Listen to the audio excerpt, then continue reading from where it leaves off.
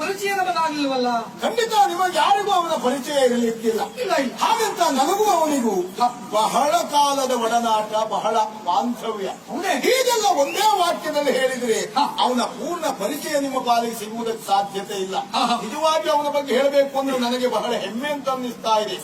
ಅವನ ವ್ಯಕ್ತಿತ್ವದ ಸಣ್ಣ ಪರಿಚಯ ನಿಮಗೆ ಮಾಡಿಸಬೇಕಾ?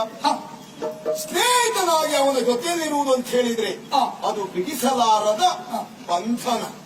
ದ್ವೇಷಕ್ಕೆ ಇವ ತಿರುಗಿದ ಅಂತಾದ್ರೆ ಇವನೇ ನಾಗರ ಹಾವು. ಅವನ ಜೊತೆಯಲ್ಲಿ ಉಳಿಯುವಂತ ಅವಕಾಶ ಒಂದು ಲಭ್ಯವಾದ್ರೆ ಅದುವೇ ನಮ್ಮ ಪಾಲಿಗೆ ಹಬ್ಬ. ಸಾಹಸದ ವಿಷಯದಲ್ಲಿ ಇವನು ಸಾಹಸ ಸಿಂಹ. ಎಲ್ಲಿಯಾದ್ರೂ ಅವನ ಜೊತೆಯಾಗಿ ಕಳೆಯುವಂತಹ ದಿನವೊಂದು ಒದಗಿದ್ರೆ ಆ ದಿನವೇ ನಮ್ಮ ಪಾಲಿಗೆ ದೀಪಾವಳಿ. ತನ್ನ ಅಸ್ತಿತ್ವದಿಂದಲಾಗಿ ಇವನಾಗಬಲ್ಲ ಎಲ್ಲಿಗೂ ಯಜಮಾನ. ಮಾತ್ರ ಅಲ್ಲ, ನನ್ನ ಅವನ ಸ್ನೇಹದ ವಿಚಾರದಲ್ಲಿ ನಾವು ಉಭಯರು ಒಂದಾದೆವು ಅಂತಾದ್ರೆ ನಾವೇ ದಿಗ್ಗಜರು. ಮಾತ್ರ ಅಲ್ಲ, ಇವನ ಒಡನಾಟದಲ್ಲಿ, ಇವನ ಸ್ನೇಹದಲ್ಲಿ ಈಗ ಒದಗಿ ಬಂದು ನಮ್ಮ ಎಲ್ಲಾ ಕಷ್ಟವನ್ನ ಪರಿಹಾರ ಮಾಡಿದಂತ ಇವನೇ ನಿಜವಾದ ಆಪ್ತ ಮಿತ್ರ.